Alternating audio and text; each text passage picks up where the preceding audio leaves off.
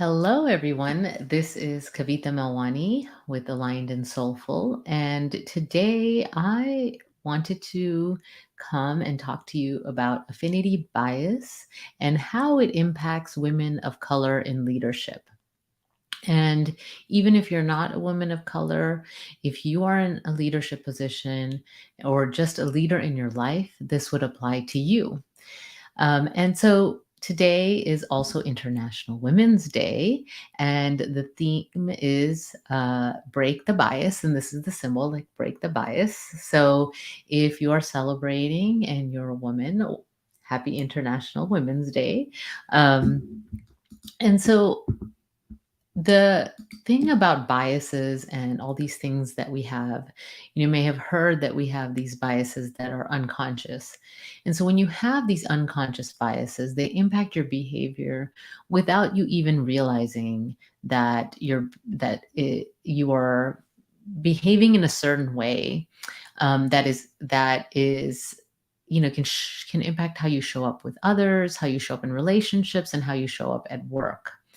Okay. And so when you are aware of these biases, when you bring these biases into your consciousness, and and then you can start to notice this in yourself, then you have the ability to change it. You have the ability to act differently. And but as long as it stays in your unconscious, as long as it stays there, it's just going to impact your behavior without you even being aware of it. So today I'm focusing on something called affinity bias. So you may or may not know what affinity bias is. So I'm going to start by explaining what that is. I'll talk about some other biases just so you can start to think about that. I'll also talk about how this may be impacting you in your life and what you can do about it, and how it impacts leadership. Okay, so that's what I'm going to talk about today. So, affinity bias is exactly what it sounds like. It means that we are kind of like attracted to or gravitate towards people that are like ourselves. So, this can be people that look like us, people that have similar beliefs as we do. Maybe they have similar background to us. And we may even, without realizing it, avoid people that are different from us, right? And so this is a bias that happens unconsciously. So just take a moment now and think about maybe some times where you have felt that sense of like, oh, you walk into a room, right? So imagine yourself walking into a room, and I know some of you may have not done that recently, but you walk into a room, and where do you go? Where do you go sit if there's tables set up, right? Imagine that there's tables set up, they're round tables. It's maybe a work event or a networking event. And so there are tables set up. And how do you decide where to sit? Right. So I know, some of you, I know for myself, I will go and follow my intuitive guidance, right? And I will say, well, like, I'll ask to be led to where to sit. And that's how I choose where to sit. But that's an intention, right? So I'm setting that intention. So it impacts how I actually sit and where I sit. Okay. So, but what do you do when you go into a room? How do you decide where to go? And yes. So, yeah, someone says, I gravitate towards the back of the room, right? So, some of you, it's like, well, what's comfortable? I don't want to be in the front, right? I don't want to be in the front of the room, right? And so, sometimes being in the back is more comfortable because you're right away from that. And that actually is probably some conditioning too of what you've experienced. Maybe you experienced being in the front is like putting you on the spot or the spotlight, and that feels uncomfortable. Okay, and for many people, the first thing they'll do when they walk into a room like that is they will want to go sit with someone that they know, right?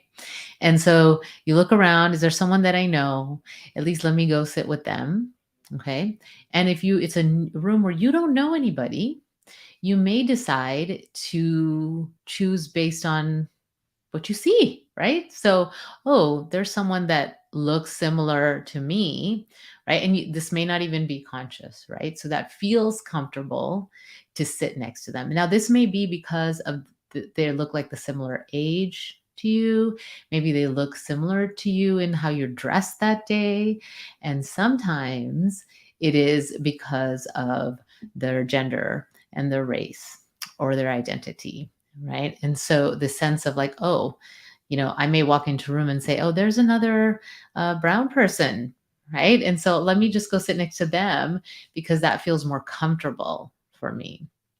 And so this bias seems harmless, like if you're going into a room and you're deciding where to sit. Okay.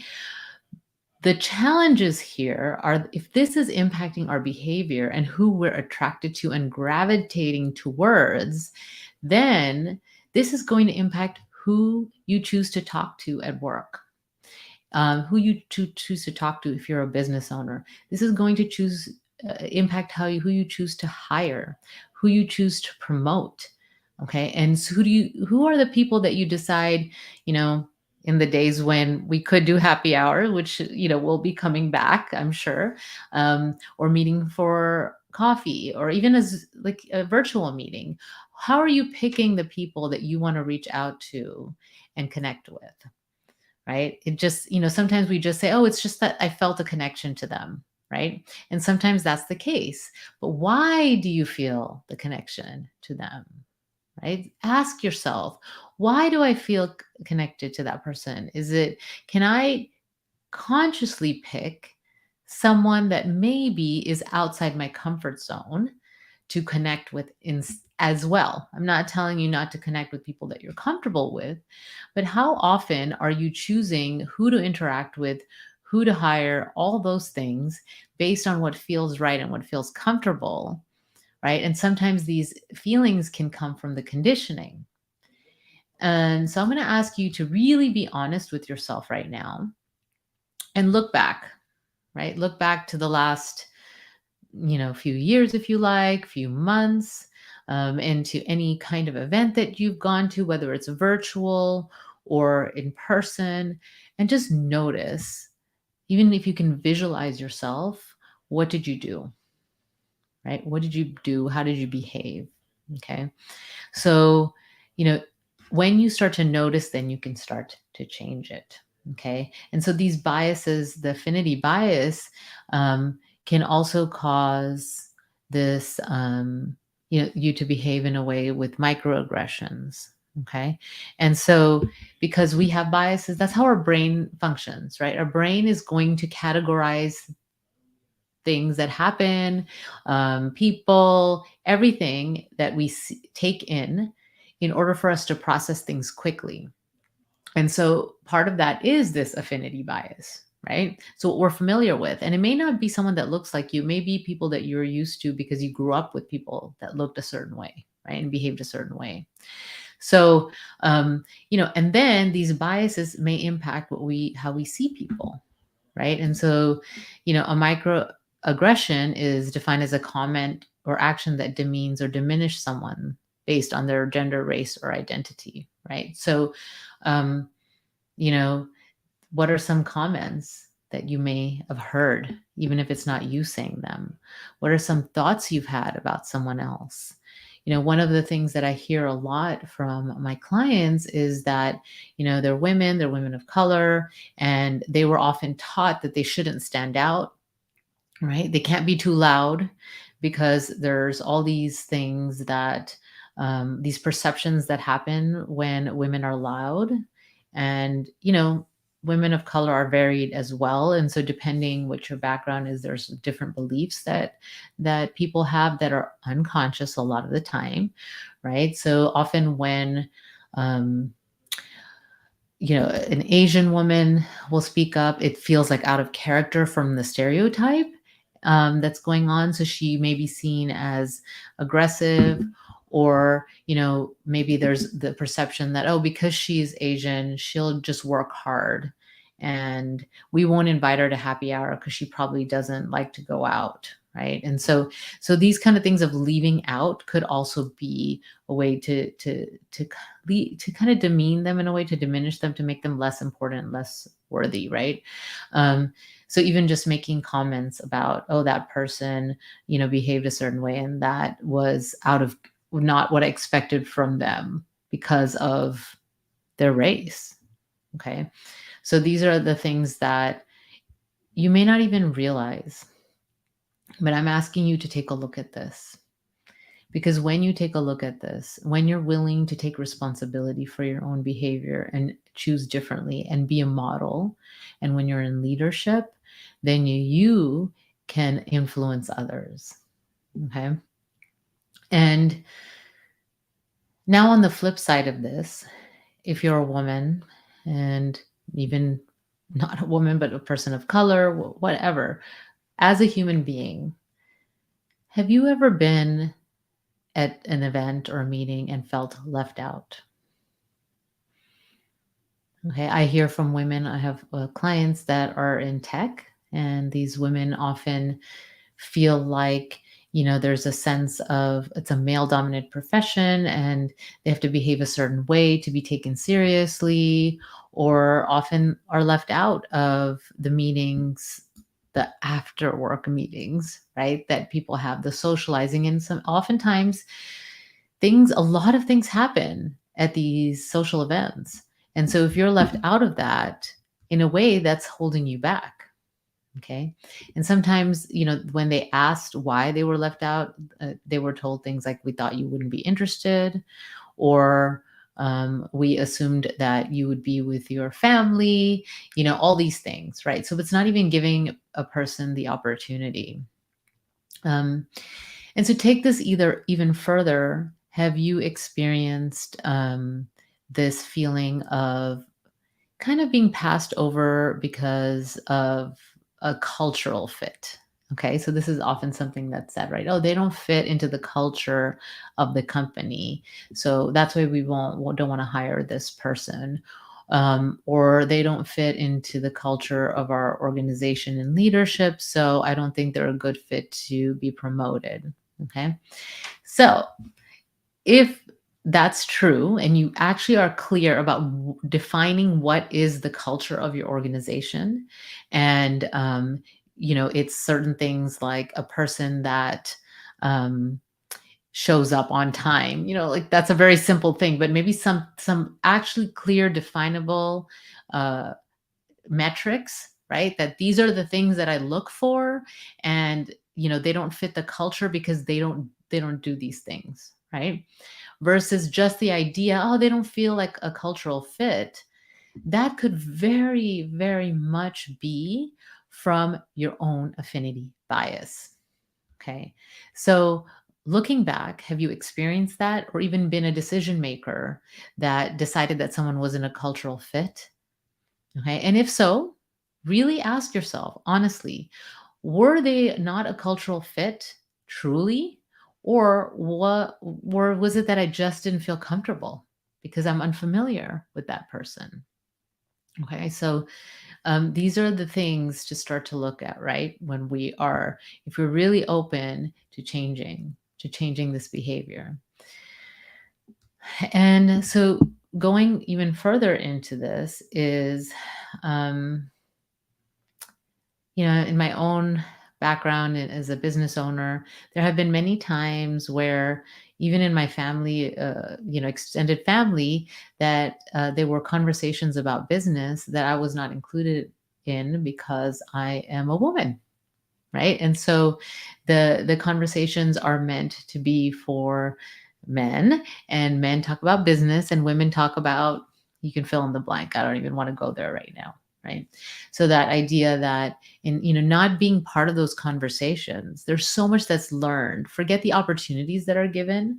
There's also a lot that's learned in those conversations. And so to be left out of that creates a separation, and it creates a disparity in the women and men, right? And so in the same part of being part of a culture, like a more of a patriarchal culture, how has being, in any culture that is predominantly of one gender or one race, how does that impact, right? Well, who's brought in? Who's part of the conversation? Who's included in the conversation? Okay. Also think of times like, I use the example of going into a room. Like you think of a table, the round tables, and who do you decide who to sit with? Who do you decide to connect with afterwards? And who do you decide to stay connected to afterwards? Okay. And so I'll tell you, coming from my point of view as a first generation American, and I felt this in situations on both ends. So when I've in the past socialized with people, I'm of Indian descent, socialized with people that have recently arrived from India into the country and often felt like I didn't belong completely. And sometimes it was my own, right? I'll take responsibility for my own self feeling not connected, and that's my own bias. And sometimes it was their biases, right? That kind of left me out thinking that I wouldn't understand, or even, there's something simple like using a mix of two languages, right? Like English and whatever language from your country of origin. So in that place, they would mix Hindi and English. And sometimes I don't really speak Hindi. I understand a little bit of Hindi, and so that kind of is a way to leave people out, and without even thinking about it, right? Without thinking about that. So it's comfortable to speak this way, so I'm just going to speak this way, and then over time I wouldn't want to be there because I wouldn't feel like I fit in.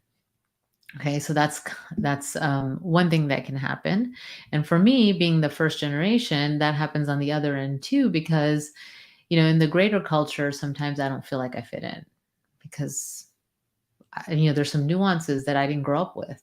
There's some things that people talk about that we didn't talk about in my household, right? And so that kind of sense of like, where do I belong here? Where is my affinity, right? Like, where do I belong? And so and there are so many people like that, right? um I love it. Charlotte says it sounds like my family growing up. Yes, like being left out, right? And so the key point here is that you can change this.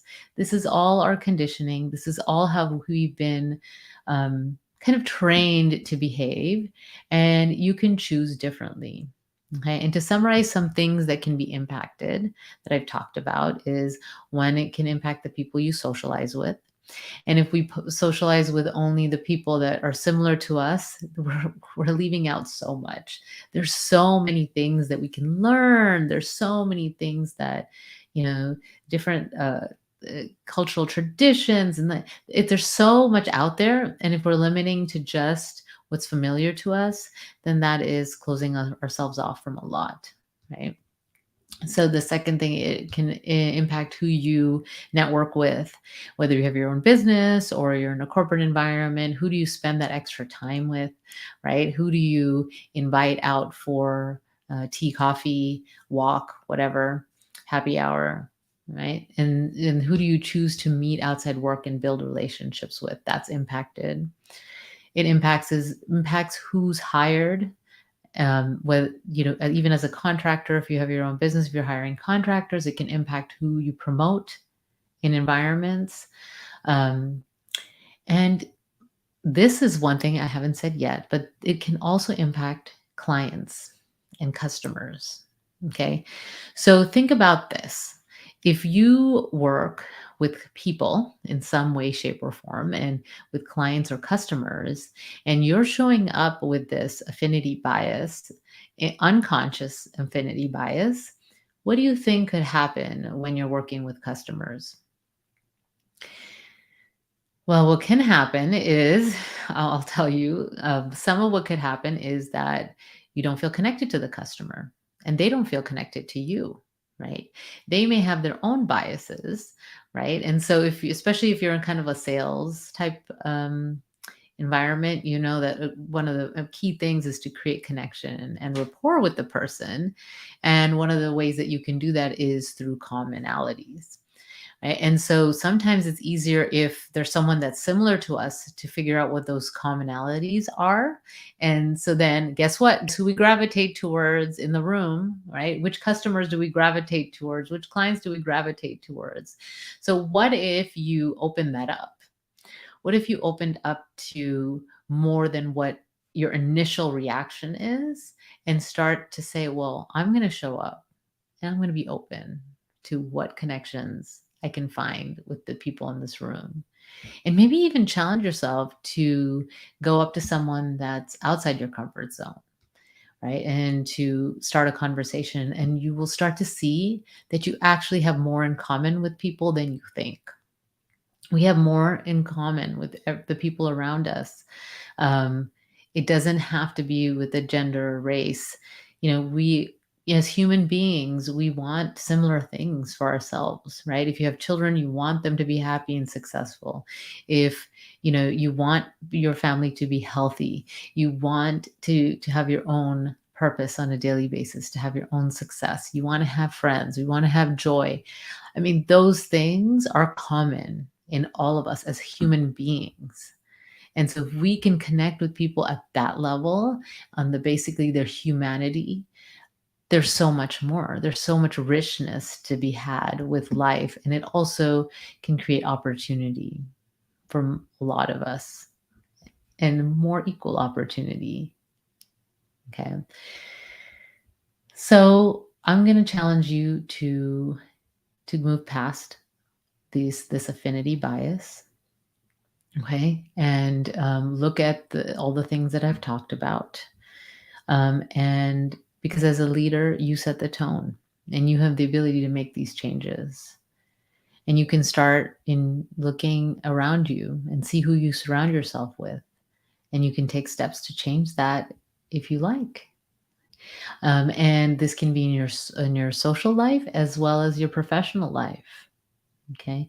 And so if you can be part of the conversation to create this more level playing field to give everyone opportunities, in the end, we're all going to benefit. Okay, because coming up with the solutions for the challenges that we face as a world needs to involve the voices. Excluding certain voices is not going to help us. It hasn't been working so far, right? And so, this opening up the conversation is so important. And so, some of the ways that you can do that is to speak up, to be the example by going and reaching out in front of others. If you're in a meeting and someone's not considered not a cultural fit, ask questions. Ask why they're not a cultural fit, what makes them not a cultural fit, what makes this person a cultural fit, right? And have some measurable standards for promotion, for hiring, versus that kind of like that just feels like a good fit. Okay. And so those are some of the things that we can do as leaders. You have the ability to change. So this is Kavita with Aligned and Soulful. I'd love to hear from you. If you have some experiences you want to share or you have some questions, feel free to send me a message. And again, happy International Women's Day, and break the bias. Take good care. Bye.